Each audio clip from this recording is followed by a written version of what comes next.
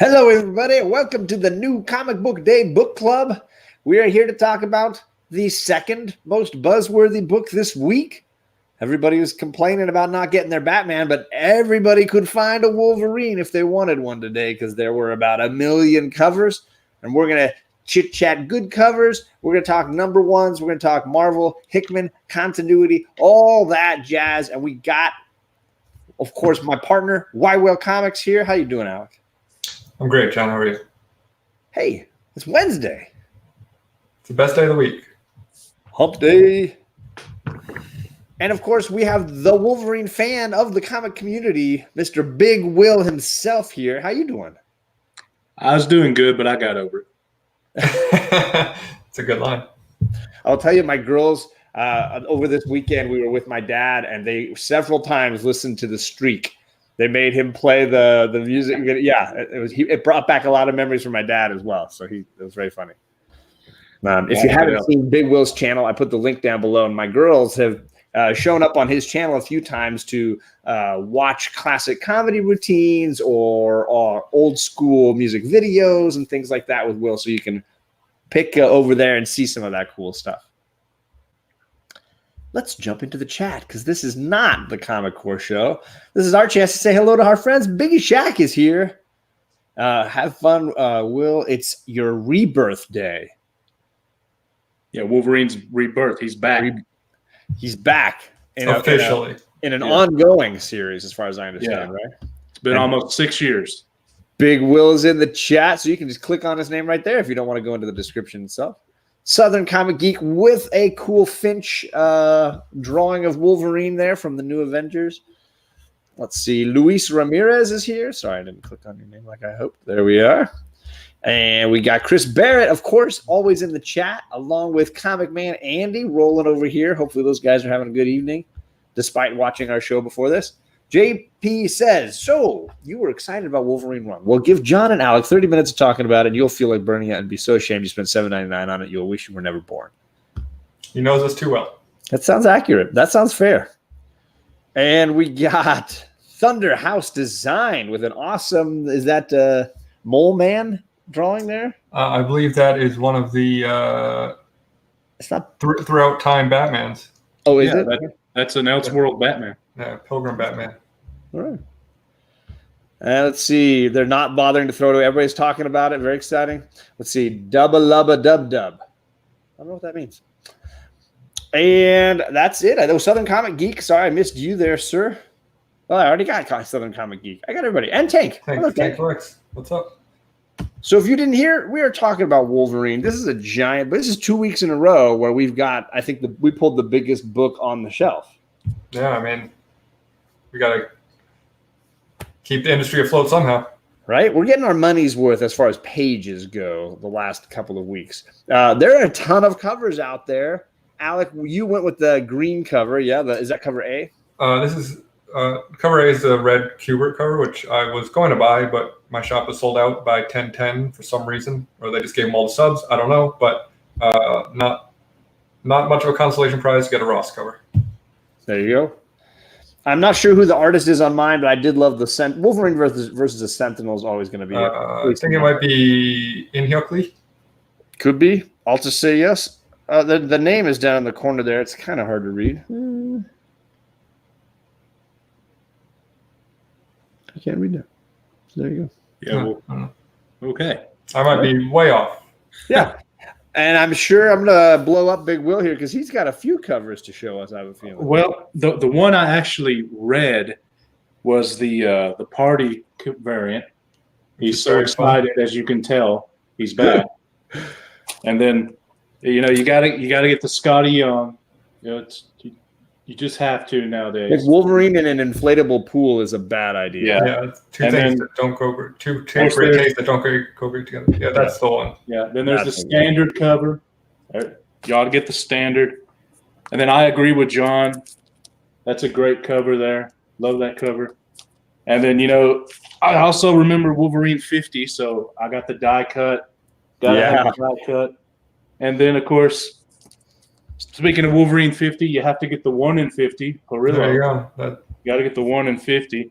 Oh, is that And then, Brillo? it's nice to have the one per store party variant where it's the scat. Ooh. Wrote a bunch of words on there. And then if you're going to get the one per store, you might as well get the two per store premiere version where it goes to white. Ooh. And then, of course, after that, you want to get your 1 in 10. Got to get the 1 in 10.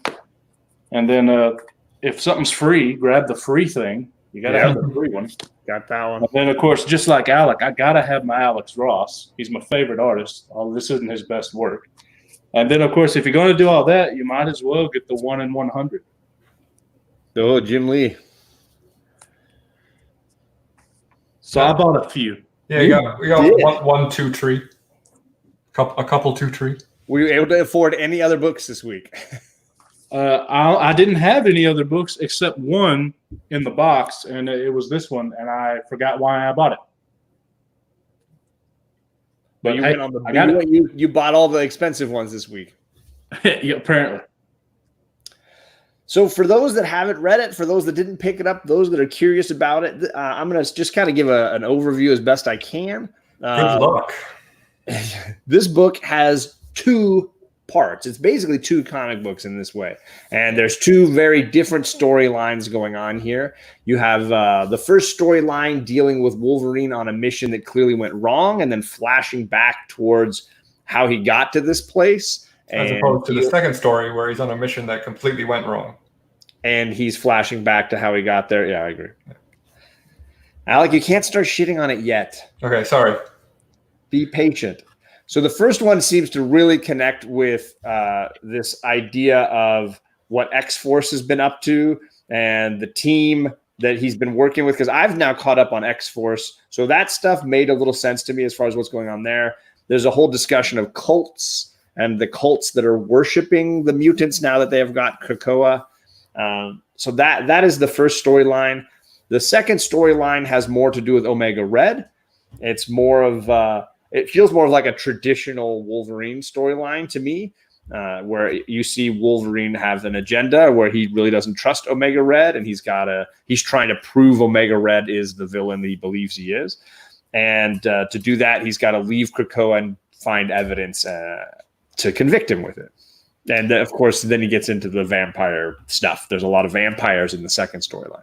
Yeah, I felt, and I mean, tell me if you guys agree with this. I felt like the first number 1 was much more of an X-Men book that happened to be focused on Wolverine, where the second number 1 felt more like a Wolverine comic. Absolutely. I would agree with that. And I will say, we'll get to continuity in a little bit and all those other things, but just strictly as a story, I liked the second story a ton more than the first one. But that's me. I liked them both about the same, but when we get to the continuity issue, you'll find out why I like them both about the same. But overall, I was surprised at how good the stories were, because I was expecting, it's been 6 years and Marvel brings them back. It's a $7.99 book and they have 1,000 different covers. I was expecting mediocre. That's what I was going in for. That's what I was hoping to get. And I shockingly got a pretty great read. I mean, it's not the best thing I've ever read, but I enjoyed both stories. And it looks like TJ's agreeing with you, Alec, that Delato, the 1 in 50. Yeah. I mean, listen, I'm going to shit on it a little bit, but I didn't not enjoy it. Like, I Mikey liked it. Look, Mikey liked it. Yeah, I mean, the format was bizarre. And, I mean, I know Hoxpox was a minute ago, and my memory's terrible, but don't we already know what happened to Omega Red? I don't know that I remember Omega Red appearing in the Hoxpox. I mean, Sabretooth obviously has a huge piece in that when they bury him. Basically. Oh, that was... I don't think Omega Red's actually appeared in much of anything. Yeah, I think he's been absent because I think Russia shut down all the Krakoa gates, and I was assuming that he was stuck in Russia, and that's why we haven't heard from him. I get all those Wolverine villains confused. No, it's fine. All the big hulking guys. I will say that when you said that the format is wackadoo. I totally agree. Like my biggest frustration is they decided to tell two unconnected stories and left us kind of figuring out, okay, well, which one's happening right now? Like what's yeah, and also like the they're relationship both between these? just Why did they both have to be together in this book? That part, like, and after reading Fantastic Four X-Men, that the book that dropped a couple weeks ago, where they played a little fast and loose with chronology and sort of told a story that clearly should have been told like 2 months ago, as far as the other books are concerned.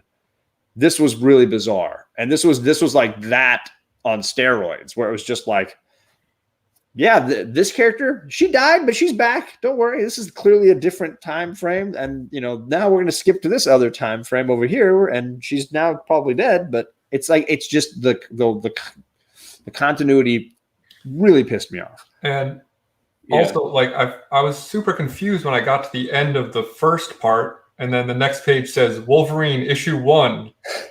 And I was like, didn't I already see a credits page for this? And then I had to go back and look, and it's a different subtitle. Yeah. It's like, okay, and then it's a different artist for the second half. Yep. Yeah. But so it's like, and it's not even a complementary story. They have nothing to do with one another. Yeah. Yeah, I think it would have been helpful to know which one is supposed to be the story that's before the other story. But the continuity didn't bother me at all, because I haven't read a single X book when started. So I jumped in just with Wolverine and nothing else. So to me, it's simple and pretty easy. Second story happens before the first one, and I'm good to go. See, you cause problems for yourselves reading other books. What are you doing, Wolverine? Well, I think so. This goes to my fundamental frustration of Hickman post House of X is that they've sort of really pushed this idea that these books are connected. There's continuity and it matters, and they've now thrown two new storylines at us that basically pee all over that and just act like it doesn't matter at all. We're just going to do, it doesn't matter. These are out of order. We're not going to explain it to you. Good luck. Yeah. Yeah, I don't know. It was just like, I don't understand why they didn't just say, okay, here's the first arc. I've got two ideas for a Wolverine story. Clearly, they had two ideas for a Wolverine story, the writer. Why not just do the first arc and then save the second story for the second arc? Like, why? Yeah. So what is issue 2 going to be? Is it going to be the continuation of story 1, the continuation of story 2, or is it going to be another $7.99 issue where it has both? Because neither one was finished. Both of them were left open-ended. So right. So it wasn't like the second story was just a standalone. I don't know what the second issue's price is, but I know 3 and on are the standard $3.99. So it may be another $7.99. I'm not sure. I hope $7.99 every month. That's going to be buck wild. There's no way they can do that. I know 3 and on isn't. I don't know what 2 is. I hope it's not $7.99. But since you guys have read the other stuff too, would you say my guess, just reading Wolverine, is right, that the second story happens before the first? Or Definitely. Would you say that's... Yeah. But it's hard because both of them happen before all the continuity that we're currently reading right now. Yeah, because didn't you say Kitty's dead? Yes, Kitty Pryde is dead. She died like 2 months ago in continuity. And the outfit they have her wearing here at the beginning of the first story is the one she wears before she really becomes a Marauder full-time and gets her new outfit. So here's my first question to kind of dump on the book a little bit. I bet John knows where I'm going with this. Exposition? Oh my God, the exposition. Why? Like, what was the point of this little intro? You could have cut out the first 5 pages of this book and not lost anything. Right? There's a bit where furthermore, like the exposition. So we get this. It starts with Wolverine regenerating and finding his friends dead in front of him, and he doesn't know why. It then cuts to Wolverine this page. This is the one I want to talk about. Wolverine playing hide and seek with some kids, and Jean Grey says, "Hey, Kitty's looking for you."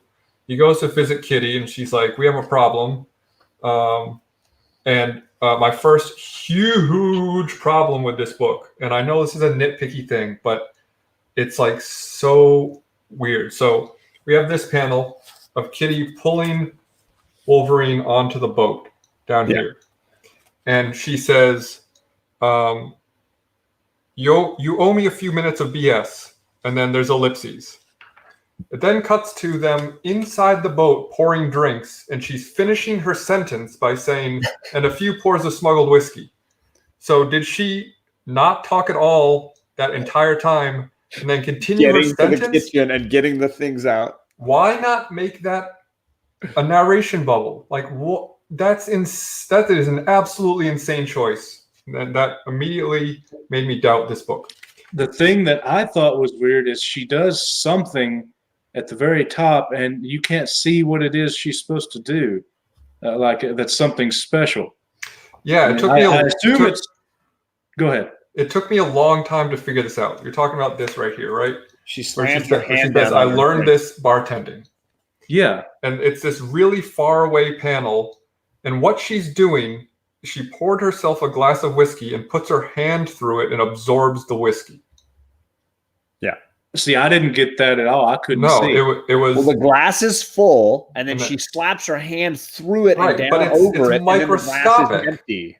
But if you notice, there's like some specks, I assume, on a window pane behind her. I thought that was she took a drink, and then it just absorbed it instead of letting it go through her stomach or something. I couldn't really see. It was a weird choice to make that so far away. Then my favorite part of the whole issue, where she says, Wolverine says, "So what's the trouble, Kitty?" She then says, "You already know this," and then goes on to explain a bunch of stuff, which is like the most offensive exposition I've seen in a long time. So, but fine, you have to tell the story. I get it. However, over the course of the next 3 pages, we're told that story 3 more times. So can I point out, like, there are 3 times on this one page when they point out to you that you're telling something just to repeat it for us. Yeah. He says, "So just to get this straight," which means he's just going to repeat something for us just because we know it's important. And the next thing is just repeating it. Then she says, "Are you aware?" Like, who talks? Nobody talks like this. They're just repeating facts for us to get us caught up. So, I needed that, though, because I haven't read any of the other stuff. I don't know this new X-Men world, so it helped me to understand a little bit there. Don't you think that one of the 3 times where they explained it would have been enough for you? Oh, yeah. But I'm just saying it's useful to go over a little exposition including for someone like me who hadn't read it, but including between the 2 pages of exposition, an entire page of text that explained it all. Yeah, I would agree with you. It was a little excessive, but I wouldn't do without it, though. So I don't think we're ever saying do without it. I think we're trying to get to the point that, like, exposition can be done in a better way than this, and this is about as cheap a way as you can ever. It's like just spending the entire beginning of the book. Let's just sit down and tell you everything. Especially with a 72-page book, there's no need to like rush through stuff. Well, they probably wanted to help make it the 72 pages, and that's right. That was one way to do it. So yeah, cut out that whole intro with Kitty on the ship, unnecessary. Cut out the second, like just start with that page. Like, I don't mind information dumps at the beginning of books, because to build Big Will's case, like, you might not know what's going on in a title or in a universe, and sometimes you need that. And if you are reading all the titles, you can just skip over that. It's not a big deal. So I think that's a fine way to go about it, just to say, like, here's the setup that you might need to know if you aren't reading other books. Fine, great. After all of that, story, character, I actually kind of enjoyed the rest of that first issue. Like, I thought it was an interesting setup. The first issue of the comic first book, half, the first part of that first half. Yeah, sorry. Issue 1A. Yeah. So just for people listening, like issue 1A starts and ends with Wolverine in the snows of Alaska, I believe, and he is like seemingly killed or been around with the murder of his whole team. Yeah, he's real messed up. He's in bad shape, and he can't remember things. He's taken some serious damage, and he's just kind of a wreck. And I also I did appreciate killed the entire team. I appreciated the including Kid Omega, who's an Omega level mutant, and Jean Grey, who I suppose is a Omega level mutant too. I did appreciate. I assume the nod to Groundhog Day, where he's like, "I've been stabbed, poisoned, electrocuted." Yeah. Apparently, Wolverine's Omega level, which doesn't make sense, but apparently, I guess his healing factor is just so good. Yeah, I want to know if there's anything about this pale woman or pale girl. This is my first hearing of her. At first I just thought they were talking about Emma Frost. I thought she was talking about Emma Frost too. And then we see her in a vision, and we don't quite get an understanding of who she is. This is the woman that he's like having a vision of. Unless she's drawn super weird, it's definitely not Emma Frost. Right, it doesn't look like Emma. But she's definitely it is revealed at the end of part 1 that she made Wolverine do these things, much like she made the Russian mobster guy burn his own eye out with his own lighter.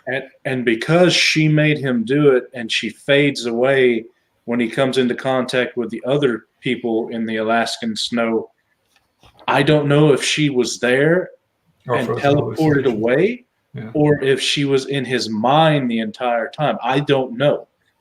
So that's going to be something that'll have to be explained at some point.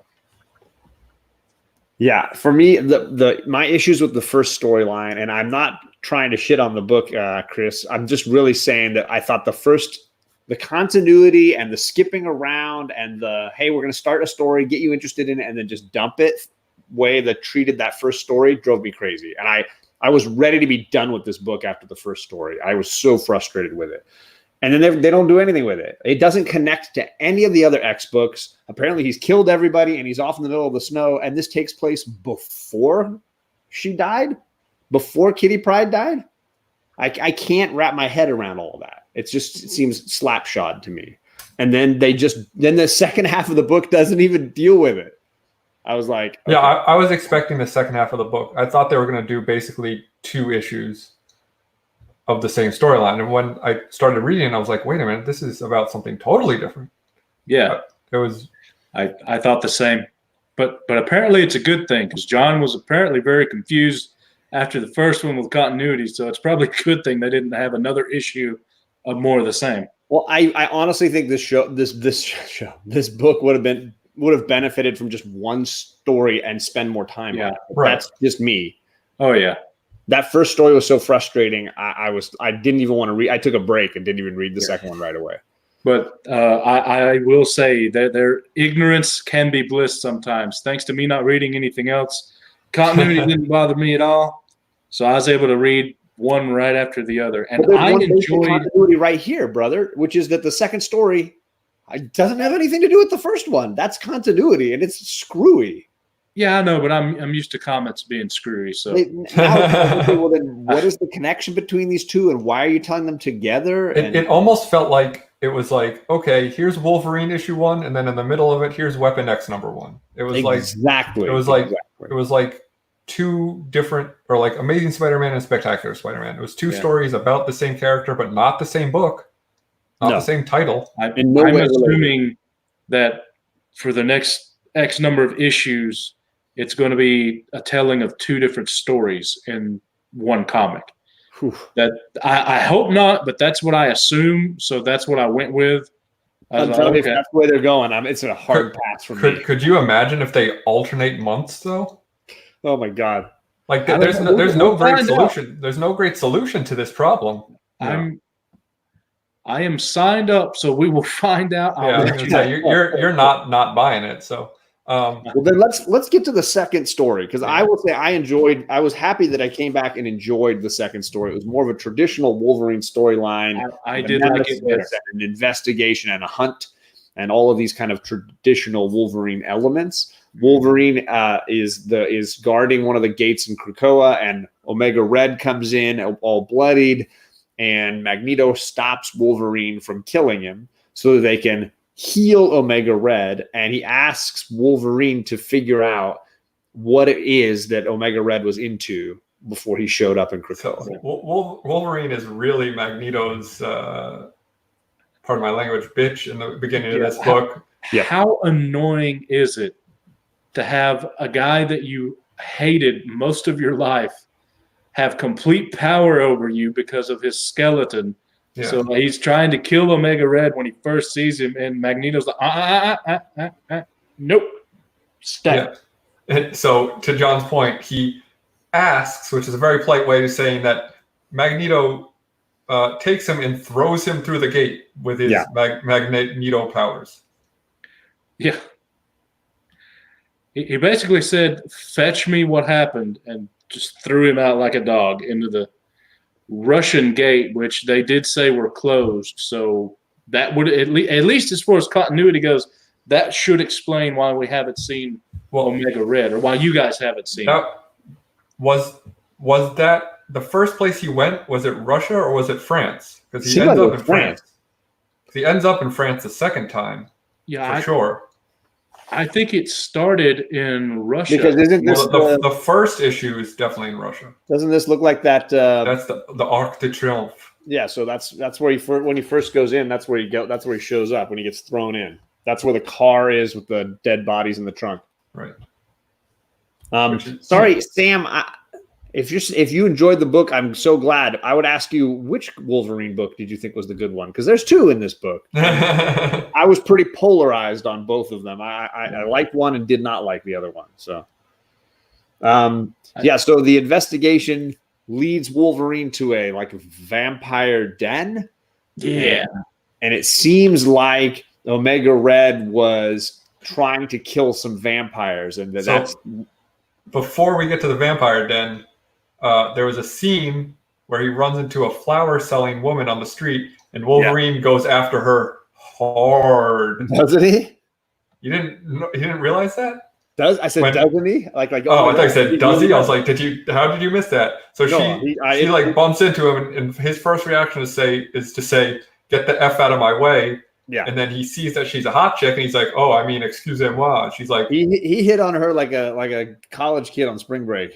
And she has the great line, which basically says, "Don't speak to me in French. You make my beautiful language sound ugly." And then he's like, "Yeah. Oh well, how about we get a drink together?"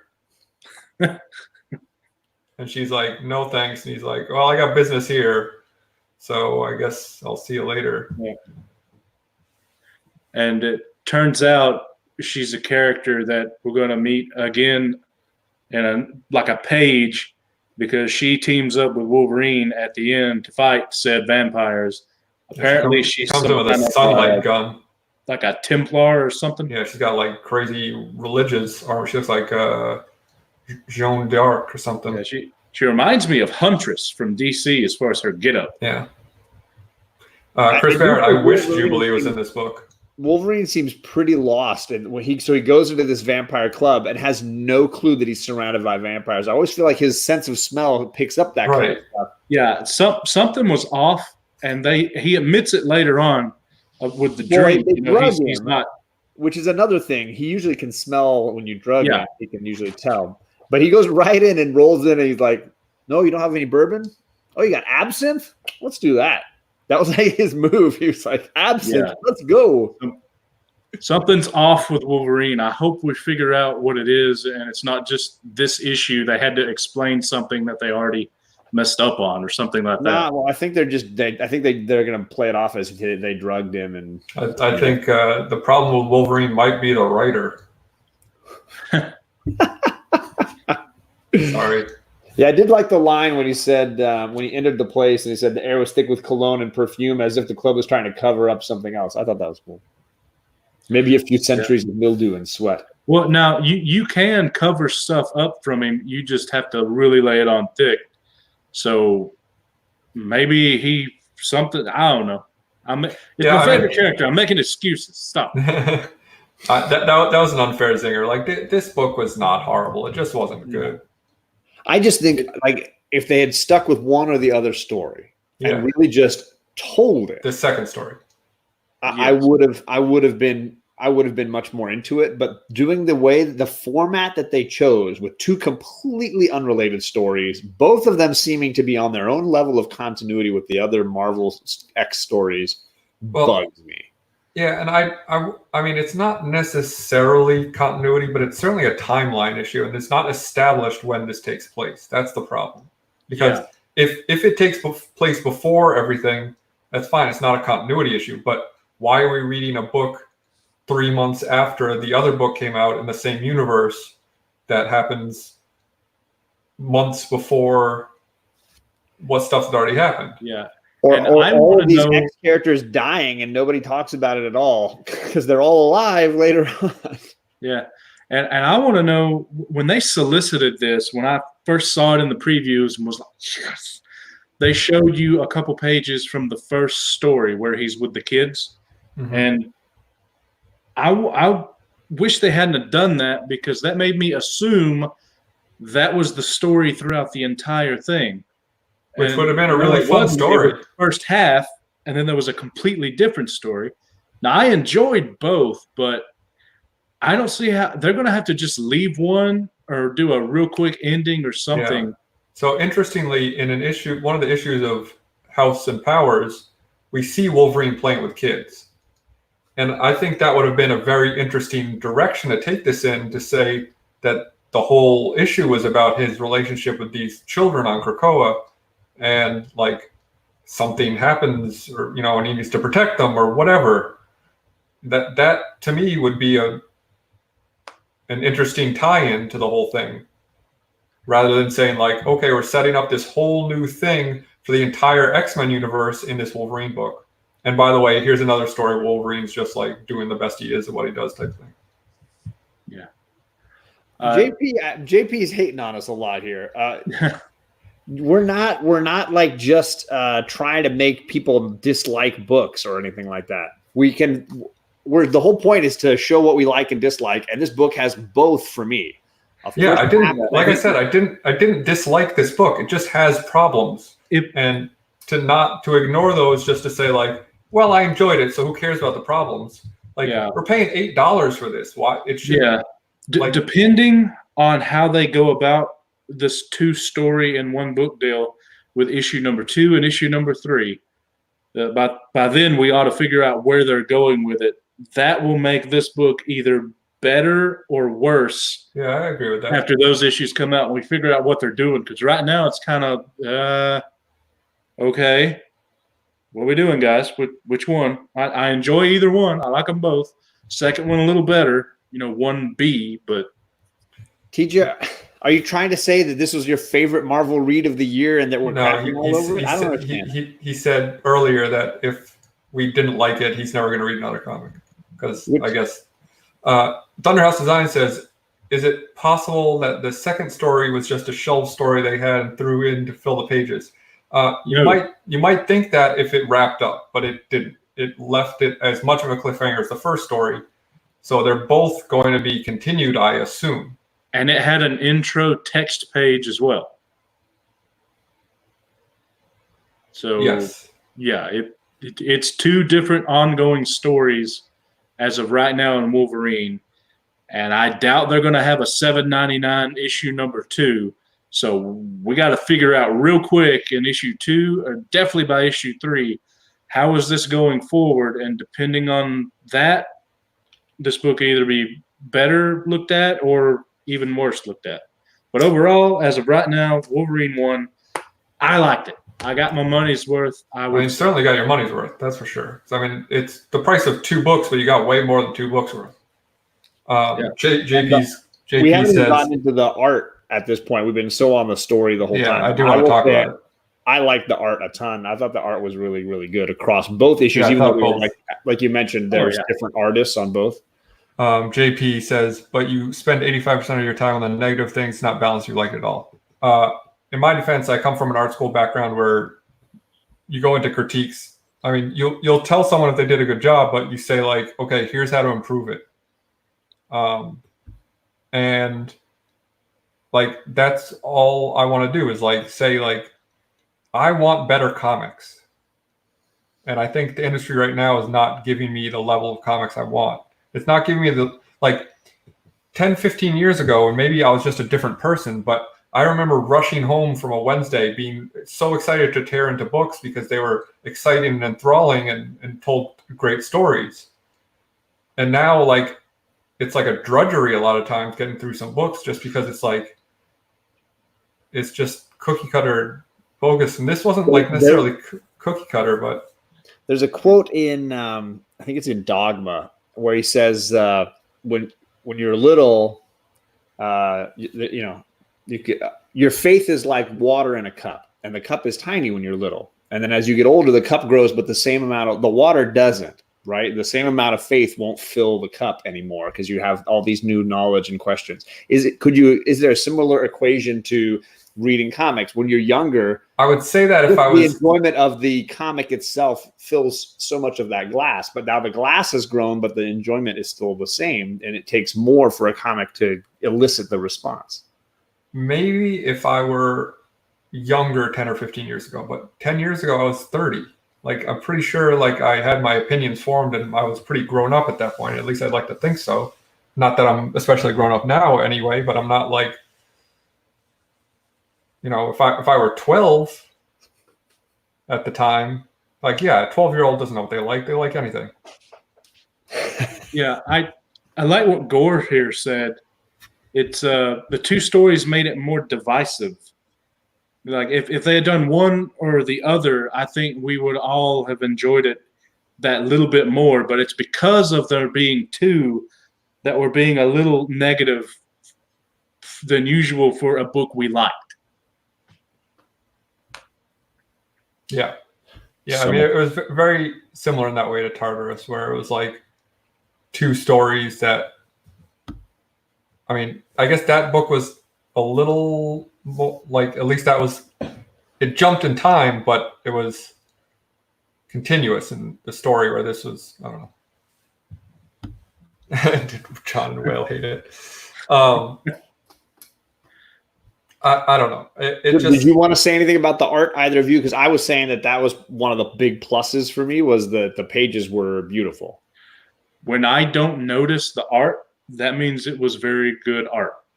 I didn't really notice the art. I didn't notice anything that threw me off except that one panel that was just besides a couple things out like that, where it was like, just like weird decisions like that, I thought they were both drawn very well. And even the first story, a lot of the panel decisions, like I really liked that series of panels, that it was like a wide two shot of them sitting on the boat.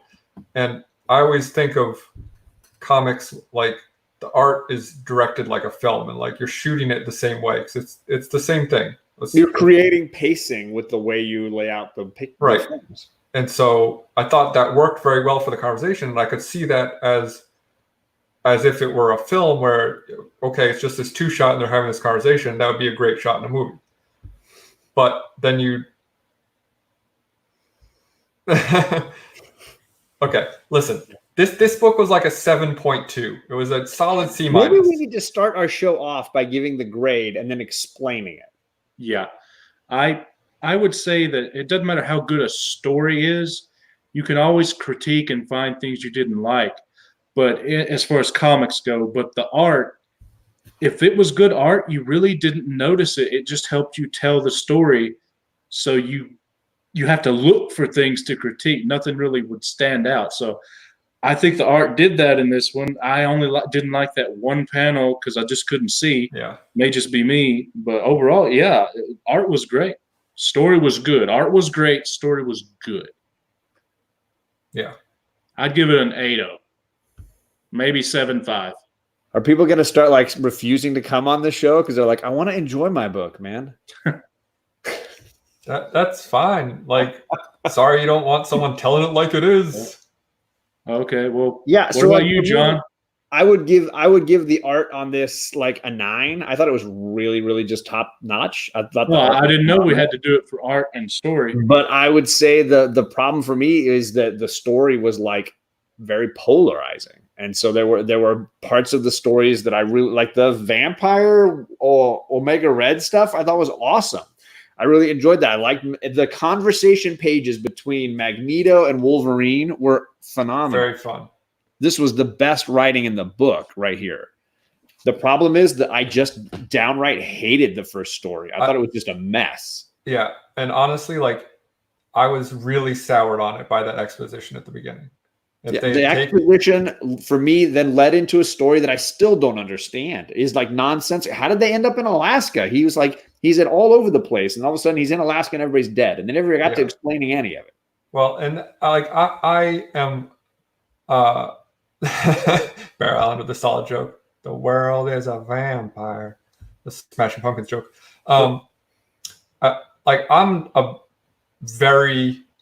I'm not a fan of the like starting in media res and then flashing back. I think that's not the best way to write. Just start where the story starts and end where the story ends. So overall, John, what would be your grade? I'd say a 7.58. Alex, a 7.2. What about you? I'd probably be harder on it than that. Because I just so disliked that first half, I would say maybe a 6.57 for the whole book. If it was just the Omega Red storyline and they added more onto that story, I'd be like sign me up, put more on the pull list. That first story is just horrible to me. It's nonsensical and it's way too much and then not enough at the end. Yeah. So Samuel David wants to know more about that disappearing lady. I literally told you basically everything that we know about the lady. Exactly. Or is he saying that he's interested and wants to know more? Gore Vidal says that he's more interested in reading this, much like our Tartarus review. I'm curious, did you end up reading Tartarus, and what did you think of it compared to what we said, if you did? He wants to know if Big Will read it? No. If Gore read it. Oh, you're interested in if Gore read it. Yeah. Gotcha. He's saying now I'm more interested in reading. This is way better than Tartarus. But I would agree. I certainly enjoyed this more. I liked the art better, and I liked these characters a whole lot more, so I was invested off the bat. Gore says Tartarus made more sense to him. Oh, interesting. I read the second story first, then the second. There you go. Then the first, second. Yeah, because that one is kind of unusually edited as well. So I might try to go back and reread that. I probably won't, but that's an interesting thing. This one's interesting though, because if you take someone like John, if he only had the first story, he would qualify this as a dumpster fire, I'm guessing. But if it was just story, if it ended, put it on his pull list. God, if it ended right here, I would have been like screaming bloody murder about this book. But the rest of your question, you're saying if it was just the second half, would you consider buying issue 2? I would. If it was just the second half and they gave me a little more instead of giving me this other bit, I would have put it on my pull list. Just straight up. It's interesting because it's the same writer. But when you put like Drek with like interesting story, you're left with like, why this doesn't even go together. What is happening right now? He's wearing plaid pants and polka dot shirt. He's like a German tourist. I think the first story could have been very good if they took it and made it the whole issue. Yeah.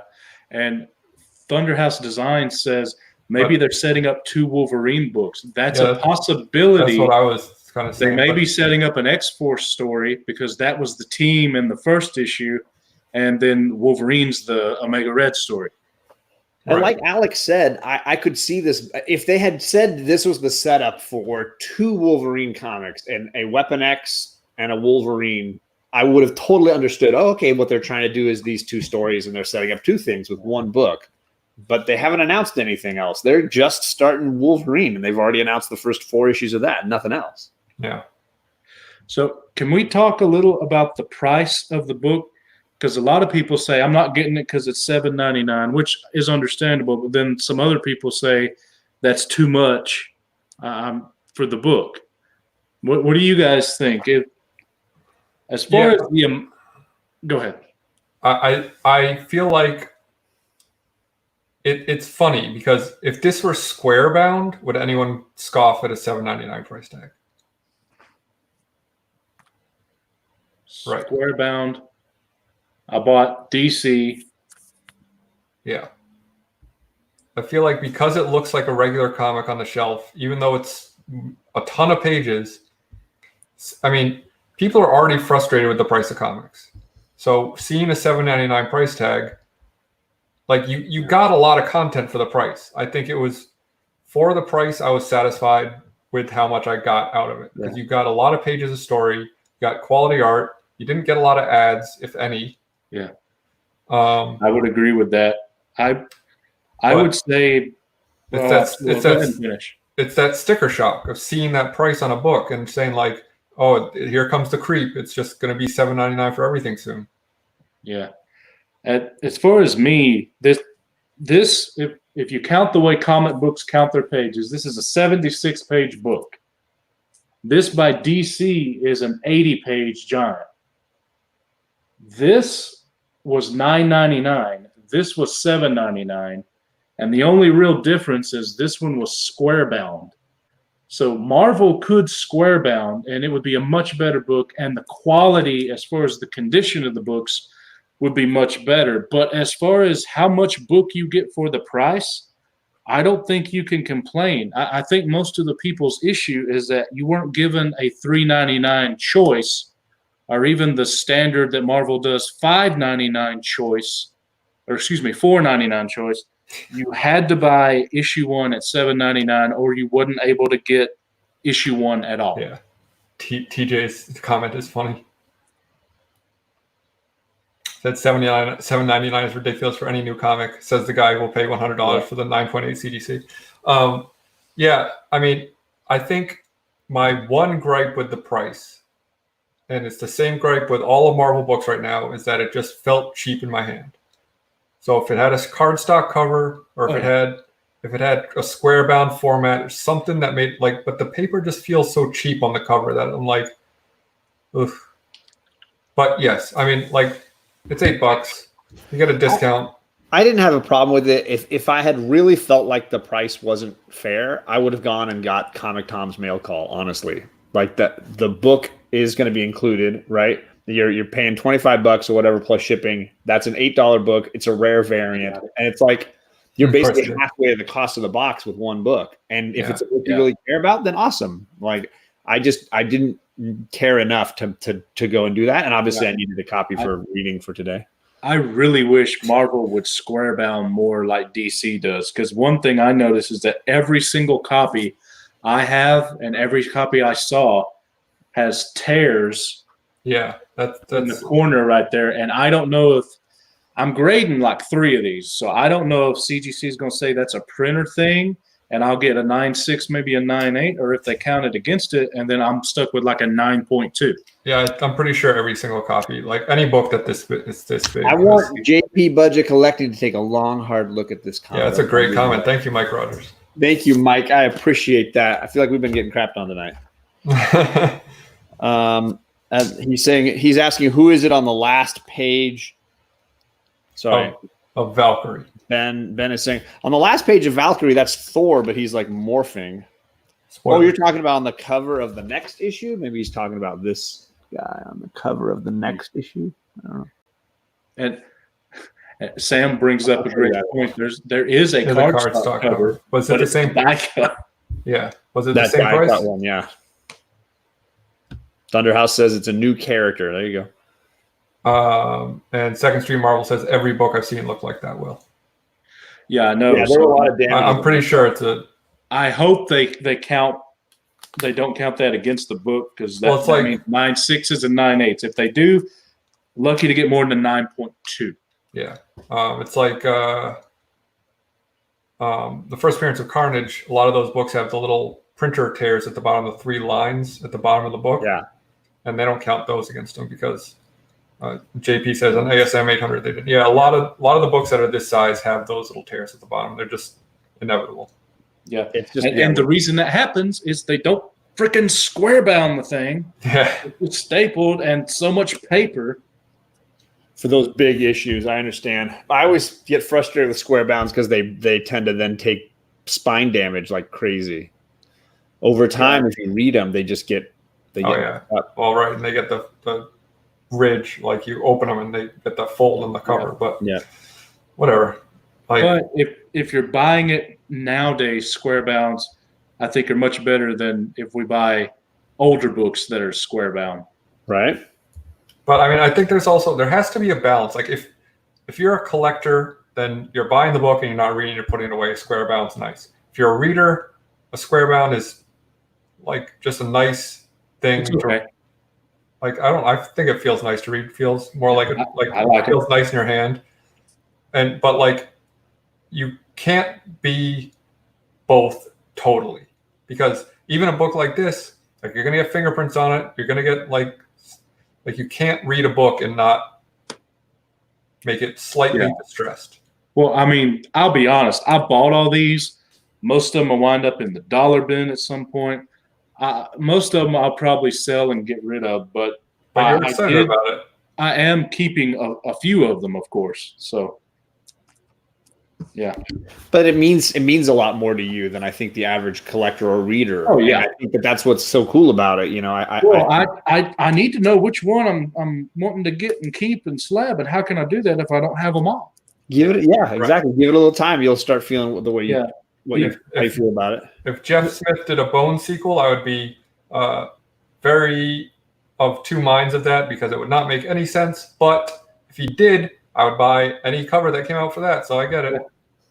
Yeah, my problem is there's another two that I want, but they're very expensive. It's the adamantium cover, which in the solicitations, it just said, we have an adamantium cover. It didn't tell you that it's a 1 in 200.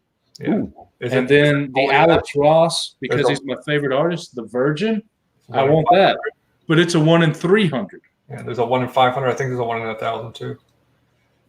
Jackie O, go back and watch our review for Deceased or Harleen #1 and see us rip some DC books.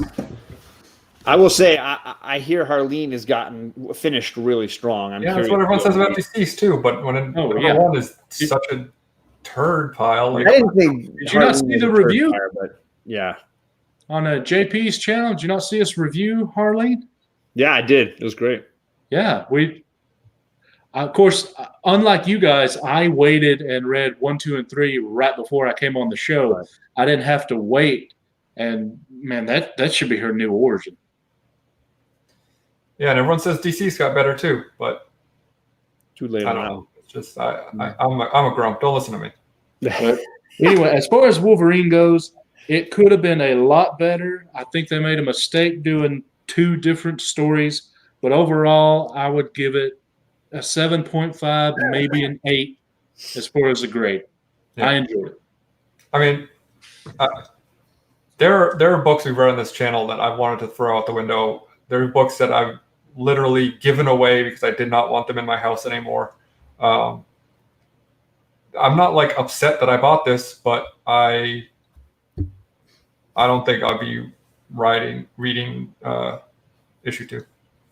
I didn't like that. And I'm going to definitely look at issue 2. I'll pull it off the shelf and I'll flip through it. But more than likely, I'm going to probably pass on it, especially if they're going to continue this like split storytelling. I'm just going to be like, I'm good. Oh, and I noticed one of the guys in the chat, I forgot who, they did say that it is a definite $3.99 price. Yeah, I highlighted that. Yeah, they're probably going to pick one or the other or something. I don't know. We'll find out. Yeah, they're going to. I think there's only 2 options, right? Either they're going to do like each issue half and half, or they're going to oscillate. Every other issue is on one or the other.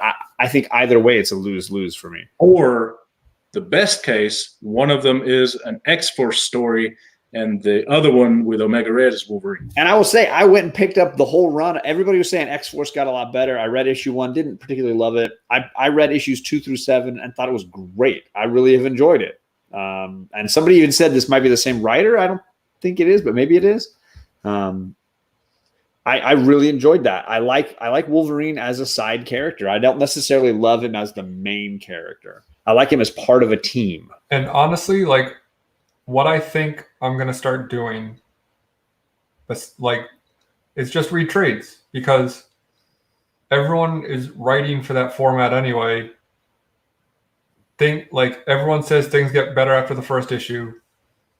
The first issues are always just like challenging, man. Challenging is a good word for it. And then and I'm not going to buy 7 issues off the shelf like week to week and wait for it to get good. But if someone says like, hey, this story turned out to be great, I'll go pick up a trade of it. I only have 3 books on my pull list. Almost everything I do is trade. Bubs hated it a lot more than anybody. Yeah. He's hard on it. So yeah, for other X, I know they're releasing more X titles here in the future. I'm reading, I think 4. I think I'm still doing 4 books: Excalibur, X-Men, X-Force, and Marauders. I think I'm reading 4. Great Matter Hulk says Horizon, Hellions, and Young Cable coming out. Among others. I think they're releasing a few others. And and now I'm reading the X-Men Fantastic Four, which I thought was really good. Yeah, hey, I hate to drag this out even more, but I'm curious, Bub. The first story, 1A, or the second story, 1B, if you had to grade each one on its own, not the whole book together, what would you do as far as the grade? Ooh. Because I would say that the first one was a Hickman X story, but the second one was very much more a Wolverine book. Yeah. I mean, you can't write it without mentioning Krakoa, because that's just the world they live in now. But it wasn't about that. It was about Wolverine doing Wolverine stuff. Because the first storyline had a lot to do with Krakoa. Definitely felt like a Hickman story. Yeah, it had to do with the flowers and the pollen and the issues with the Hellfire Trading Club and all this kind of stuff. And now this other story was very much a Wolverine on the hunt, classic kind of style, which is what I was looking for when I picked it up to read it.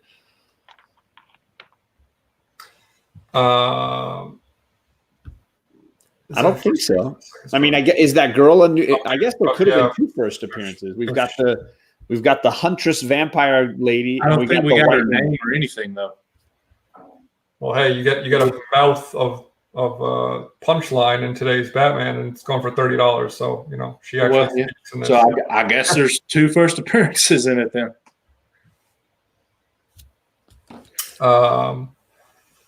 Yeah. I got one, but I'm not going to keep it. Depending on the hot list, John, will that be for sale on your auction? It's going to be on. I actually went on my live stream today before I went in my shop. I said my LCS usually puts Batman in my pull list because I was reading it for so long.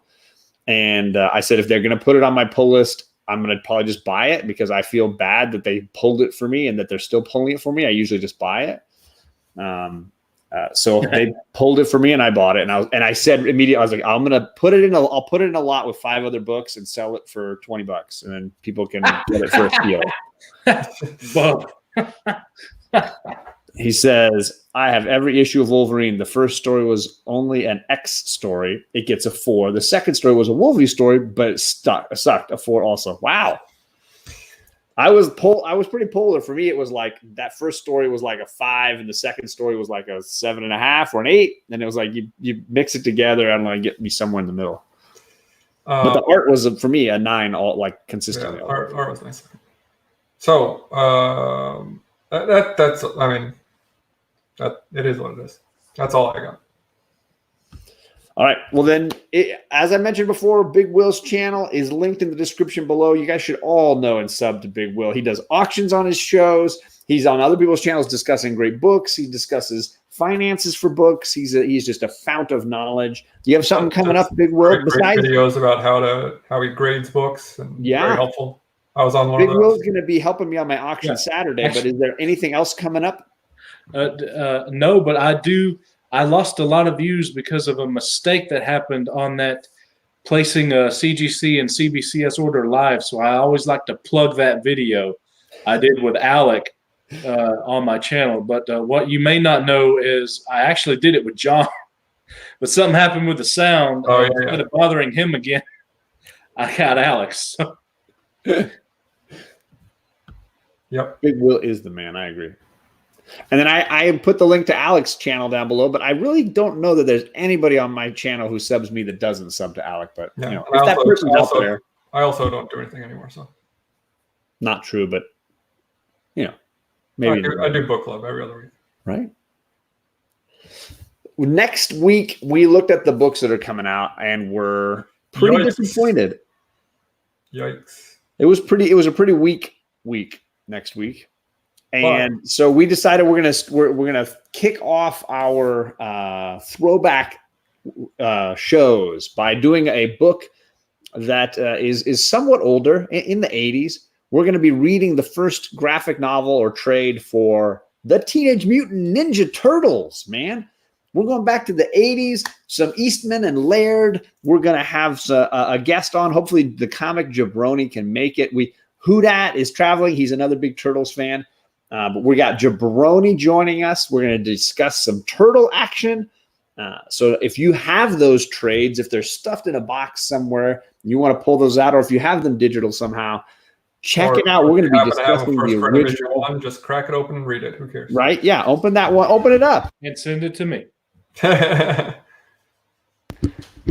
So we're going to try to shuffle in some of those throwback reads every once in a while when we have those really soft weeks where there's not a lot of number ones coming out. And this is different than our quote old comic book day book club, which we've done where we read an old number one. This is more like what we did with Strangers in Paradise, where we're going to read a trade.